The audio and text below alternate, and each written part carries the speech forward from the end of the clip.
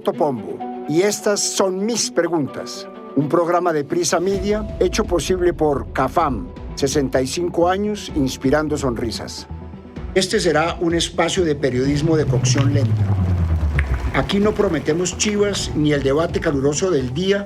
En estos tiempos, para ser más exactos, no estaremos en el debate de la mañana ni en el escándalo de redes de la tarde. ¡Veamos lo que hay! ¡Veamos lo que viene! Este es un espacio que está diseñado para entender. Aquí la regla es escuchar más que hablar. Aquí no se dicta cátedra y nos asumimos emocionadamente como desconocedores de muchas realidades. Y todas las semanas llamaría a mis amigos, a mis fuentes, a quien toque, para hacernos preguntas muy concretas, para ir armándonos la película. Una nueva película cada 7 días. Aquí la necesidad es preguntar, por ingenua que parezca la pregunta. Para este capítulo hablé con Diego Santos, que ha trabajado para Twitter, con Esteban Ramírez, experto en escuchas digitales, con la Liga del Silencio, con Daniel Samper, con Carlos Fernando Galán, con los periodistas Joir Ackerman, Amalia Londoño y Juan David Ortiz. El tema, las bodegas digitales de los políticos. Hablamos hasta con un asesor digital que me confirmó anónimamente cómo y cuánto costó el montaje de una bodega de 7,000 cuentas para un político costeño. Bienvenidos a Mis Preguntas. Personas han salido a las calles de ciudades y pueblos para celebrar la elección como presidente de Gustavo Petro. Hoy Gustavo Petro es el nuevo presidente de Colombia. No ha dejado de ser impactante para muchos. Logró una votación histórica. En análisis corto, la periferia se manifestó. La mamadera de gallo de distintos gobiernos con las regiones apartadas hizo que esas regiones apartadas se convirtieran en determinantes en el triunfo de un candidato que vieron como propio. Pero también para llegar tuvo que ceder ante lo que llaman el establecimiento. Muchos políticos conocidos que han estado en prácticamente todos los gobiernos aterrizaron en el pacto histórico. Muchos atribuyen el triunfo a esa pluralidad y amplitud política. Los de siempre terminaron generando esa confianza que le hizo falta en el 2018. El pacto histórico será la fuerza política que derrote esos clanes y gamonales. A mí me gusta el centro izquierda y voy caminando hacia allá. Gustavo Petro representa en este momento la opción de cambio más responsable, institucional y liberal. Sin duda que esos factores aportaron al triunfo, pero el lunes, después de la votación, me levanté muy temprano pensando otra cosa. Eso es lo obvio. Y ganarse la presidencia requiere de algo más. ¿Qué es eso que no tuvo el ingeniero? Aquí me saltan las últimas 2 semanas de la campaña.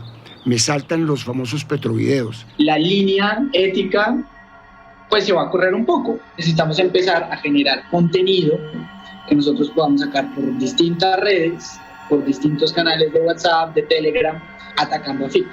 Estamos en un cuartel operativo de campaña B, ¿no? Entonces también pues yo les tiro ideas, pero aquí pues se trata de defender la campaña. ¿Usted confiaría en alguien como Fico? ¿No? Y poner la cara así como de depravado, no sé.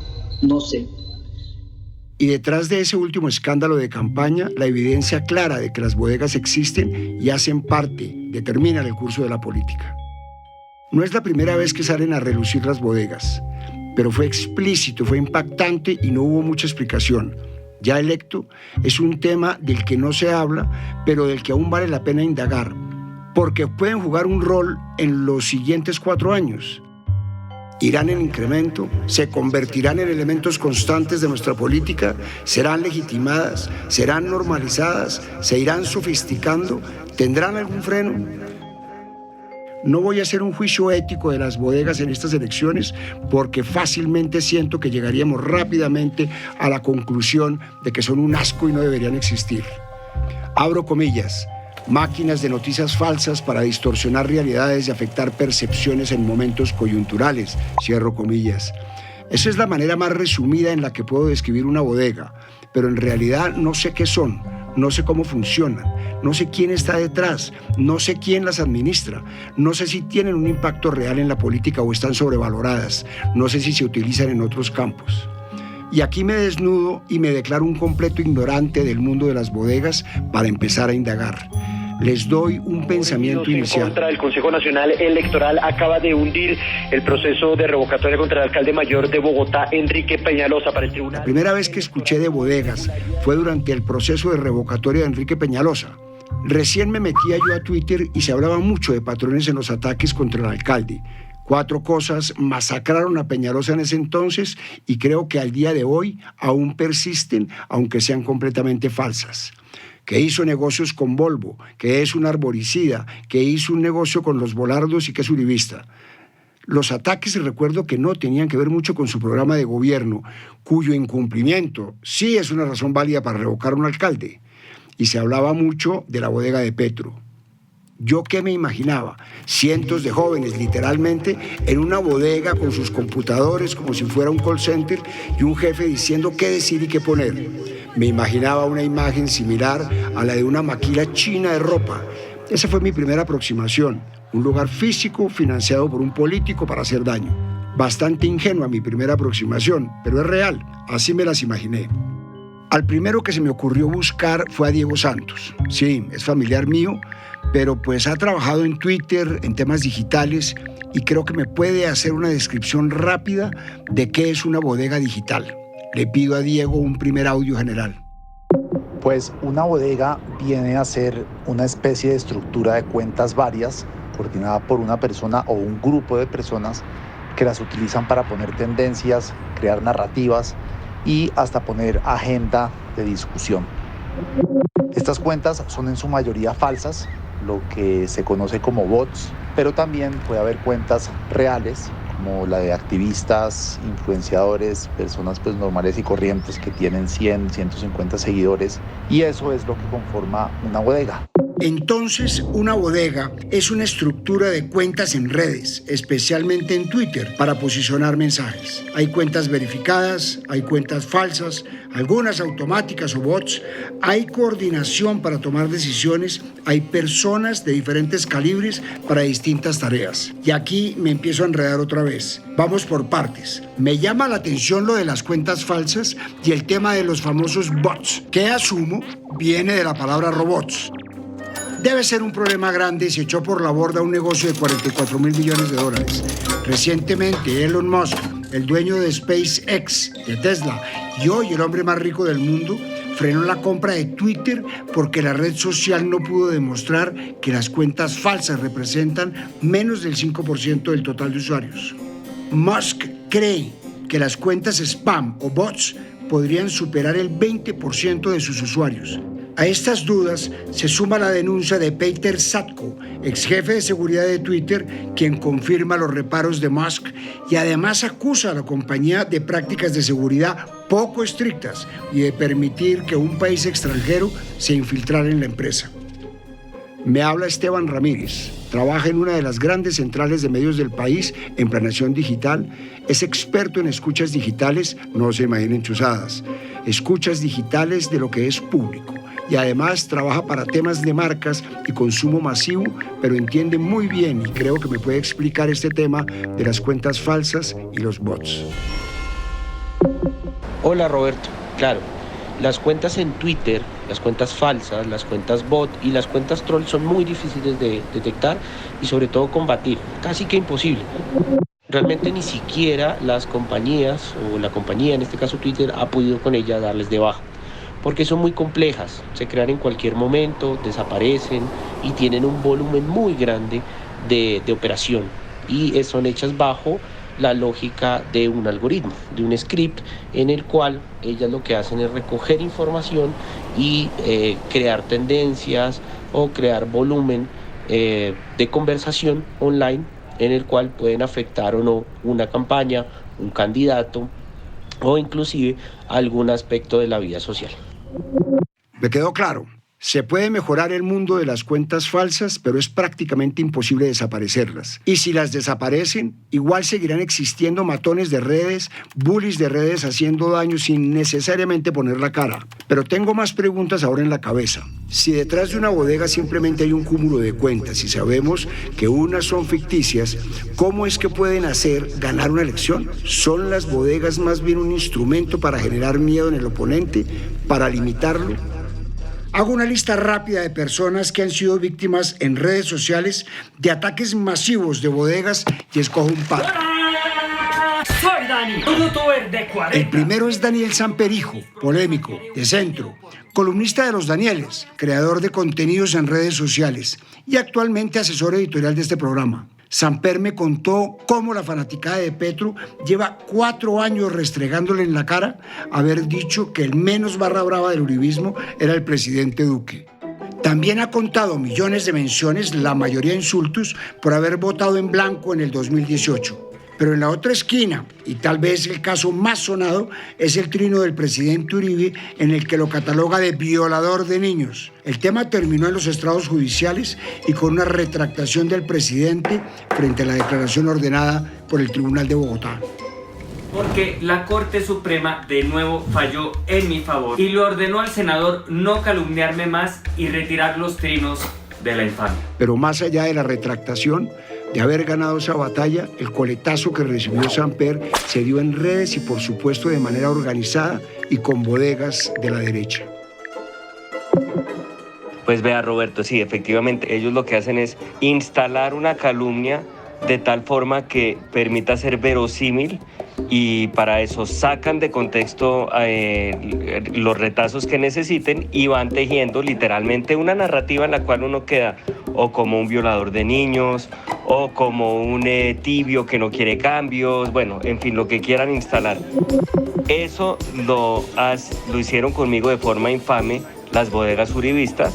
Tomaban fragmentos de cosas que había sacado en Soho, las sacaban de contexto y demás, todo para reteñir la idea calumniosa e infame de que yo, por ejemplo, era un abusador o un violador de niños, todo por haber hecho un chiste en una columna con el nombre de la hija de Paloma Valencia, por ejemplo. Busco también a Carlos Fernando Galán. Su caso nunca fue público, pero fue parte de la rumorología de la campaña pasada a la alcaldía de Bogotá que ganó Claudia López, prácticamente por el margen de error. Le pido a Galán que me cuente su caso y por qué nunca lo denunció.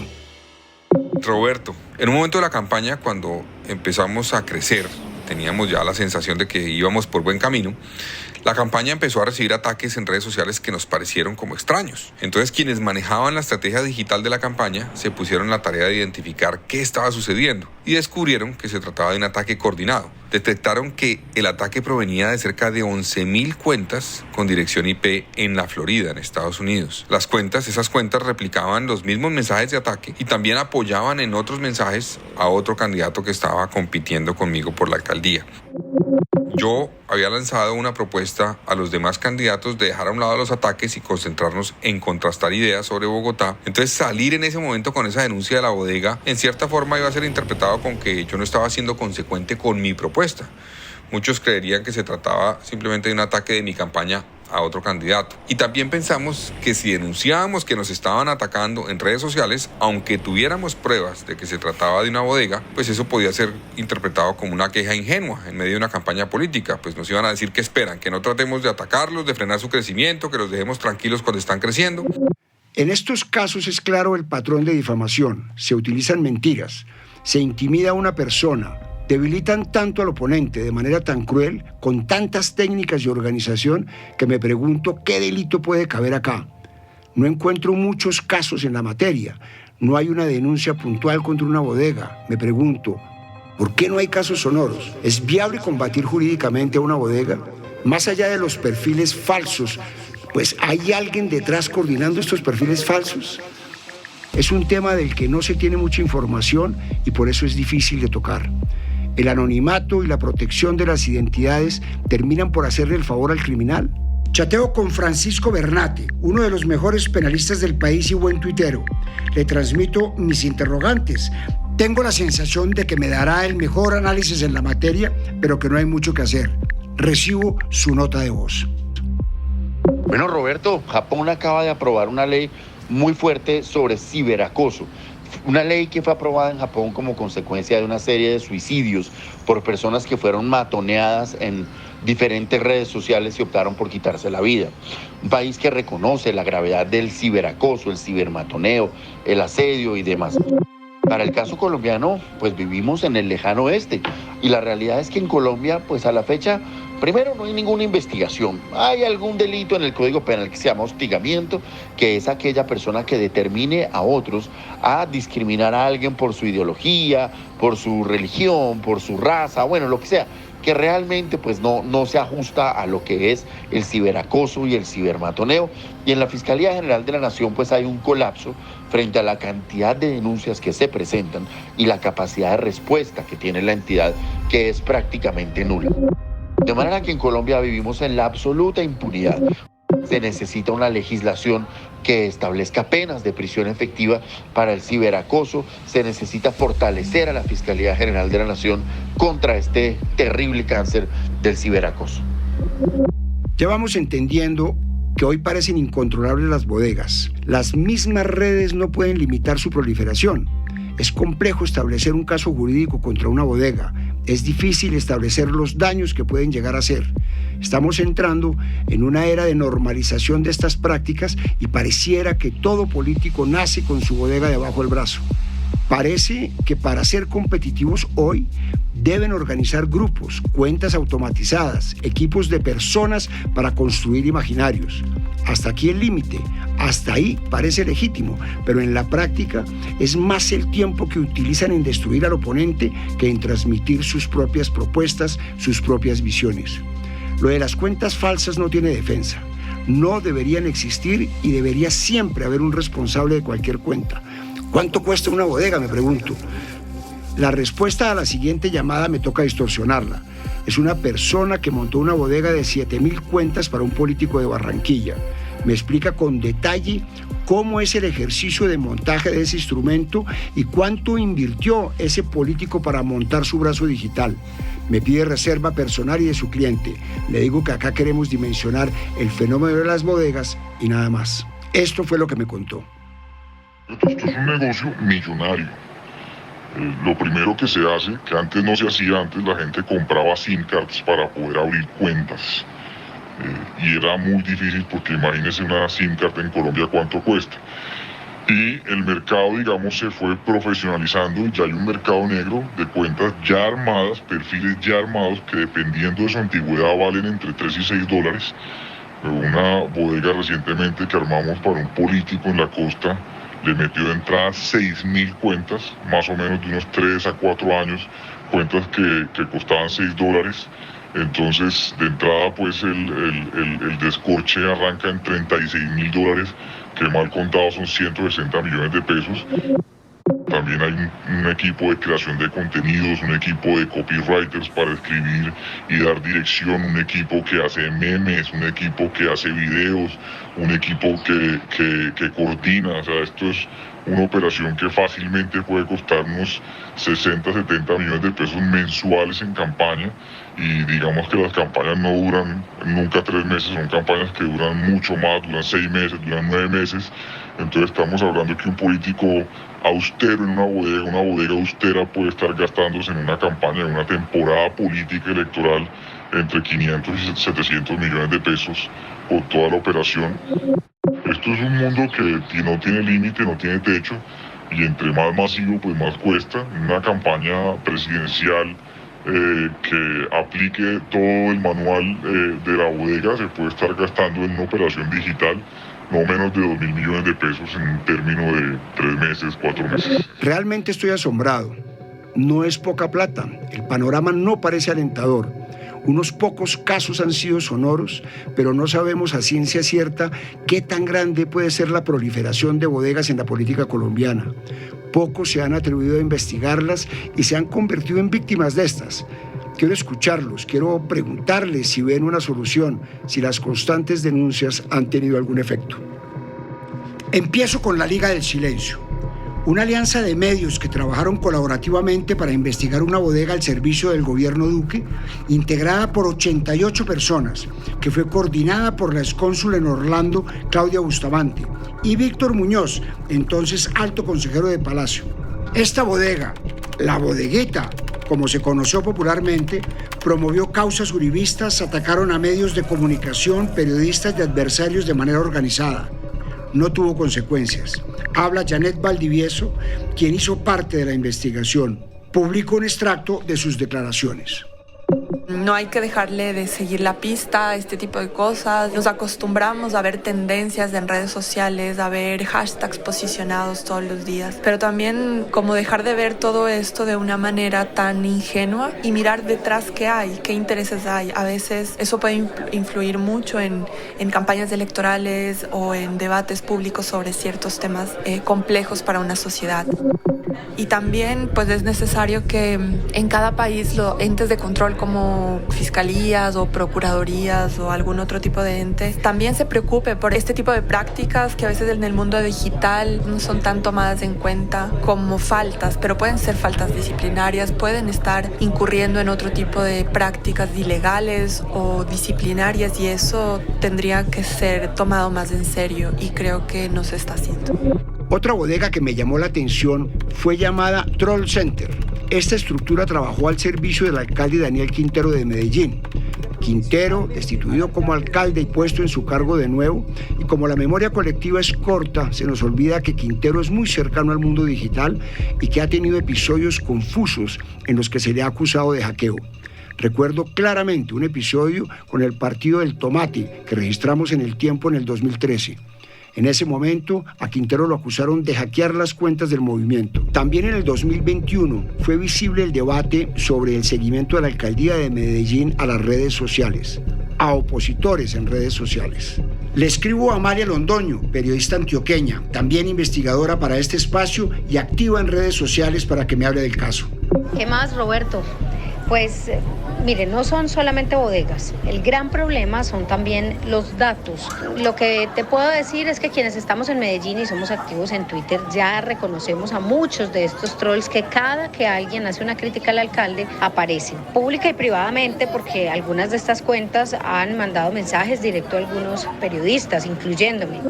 El segundo problema relacionado con el conocimiento que seguro tiene Quintero en tecnología, después de estar en el ministerio, son los datos, especialmente los que recogieron a través de la plataforma Medellín Me Cuida, que se lanzó en pandemia, que poco sirvió, pero que en su momento recolectó datos de lugar, residencia, tipo de sangre y otras especificaciones pues, de cada persona. Esta plataforma debió haber dado de baja los datos hace ya muchos meses, pero hasta ahora siguen activos. Todavía no se define qué va a pasar con esa información, pero ha habido muchas denuncias de ciudadanos. Por un lado, porque han recibido en campaña electoral diferentes mensajes de texto, pero además, por otro, en redes sociales, porque han recibido mensajes con datos de residencia que no eran públicos previamente y que se supone pues son dados a través de esta plataforma. Parece que en Medellín armar bodegas con recursos del distrito es bastante común. Googleando, por física curiosidad, me encuentro una noticia en el portal La Silla Vacía. El titular, La bodega de Fico. No recordaba este episodio, no fue sonoro, pero leo el primer párrafo y llamo al periodista que hizo la nota en ese momento. Abro comillas. A mediados de 2017, el estratega de redes sociales del alcalde de Medellín ordenó a un equipo de la Secretaría de Comunicaciones crear cerca de 200 perfiles falsos en Twitter. Ahora promueven las campañas del Centro Democrático y atacan a Petro, cierro comillas. Consigo el contacto del periodista que hizo la investigación de la bodega de Fico, trabajo ganador del premio Simón Bolívar de Periodismo Investigativo en 2018. Escuchamos las notas de voz de Juan David Ortiz. Ahora, yo creo que el asunto está tan naturalizado, que hemos normalizado tanto ese tipo de prácticas, que entre los muchos asuntos que se mueven en una campaña presidencial, pues ese tiene un lugar más bien marginal. Y por otra parte, pues la capacidad que tienen esas mismas bodegas, la capacidad que tienen los estrategas digitales, la capacidad que tienen los usuarios reales que actúan como influencers en las campañas políticas de desviar la atención o de centrar la atención en otros asuntos, pues hace que sea muy difícil, que sea un reto para el periodismo, para los medios de comunicación, para otros usuarios de redes que las usan con una perspectiva muy crítica, pues poner en evidencia asuntos que deberían ser discutidos de manera más amplia. Ahí en el fondo lo que hay es que ante unos hechos que rayan con la ilegalidad, pero que plantean más cuestionamientos éticos que cuestionamientos que se pueden poner en el plano de lo jurídico, pues estos temas no resultan tan relevantes, porque en la campaña se estaban moviendo muchos otros asuntos quizá más importantes y que sí tenían alcances incluso judiciales. Y cierro con Yoir Ackerman, la denuncia más vigente de todas, hecha en plena campaña, quien denuncia la bodega de Petro, por donde empezó este capítulo y todas mis preguntas. Él es un periodista riguroso que habla con pruebas. No le voy a preguntar si su denuncia es cierta. Quiero saber su opinión sobre el peso de la organización digital de Petro para el triunfo. ¿Hizo la diferencia? Yo sí creo que la bodega que denuncié, que es esa estructura digital del pacto histórico que denominé como furipetrismo, fue determinante en el triunfo de Petro a la presidencia, como también será determinante en el ejercicio de poder durante su gobierno. Pero así como le ayudó a llegar a la victoria, también creo que esa estructura digital ha sido contraproducente en ciertos sectores por su alto nivel de intransigencia y agresividad con la crítica y la exposición especialmente. En ese sentido, ese furipetrismo, creo yo, le ha hecho mucho daño al petrismo y le hará mucho daño al proyecto político del presidente Petro si no lo matizan y no lo controlan. Como también el furibismo terminó hiriendo de muerte a los electores y a la política de la derecha por su alto nivel de agresividad. Y sí, creo que hay que equipararlos porque en el radicalismo de esos extremos, los opuestos terminan pareciéndose en sus formas y funcionamiento. Por supuesto que a pesar de las evidencias y de las obviedades que se pueden ver en redes, ninguno reconoce su paternidad. Es de esas cosas que se hacen a sus espaldas. Prácticamente todas las organizaciones políticas cuentan con sus estructuras digitales para atacar al oponente, para minar la credibilidad de la prensa, para echarse flores de su gestión, para hacer campaña o simplemente para tener muchos retweets. Una bodega también puede atender a la vanidad de los likes, de los compartidos, de no verse pequeños en un mundo en el que todos cañan.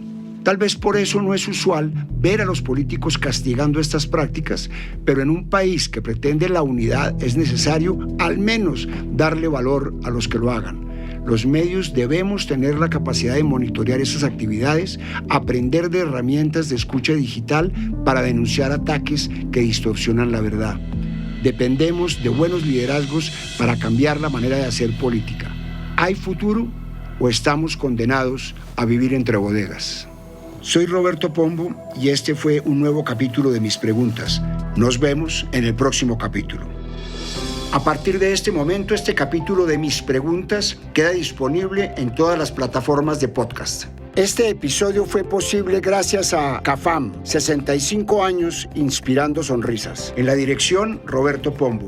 Producción general y guiones, Juan Abel Gutiérrez. Asesor editorial, Daniel Sampero Espina. Investigación y entrevistas, Amalia Londoño. Producción de campo, Manuela Garcés. Dirección de sonido y postproducción, Daniel Murcia. Edición de sonido, Juan David Sarmiento.